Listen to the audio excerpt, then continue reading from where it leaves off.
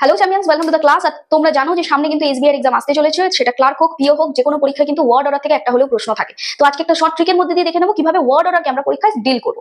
এখানে দেখো বলছে consciousness is deeply intertwined with the body suggesting that our existence cannot be reduce solely to thought. Okay, এবারে দেখো তিনটে পার্ট হাইলাইট করা থাকবে বা তিনটে পার্টে আন্ডারলাইন করা থাকবে।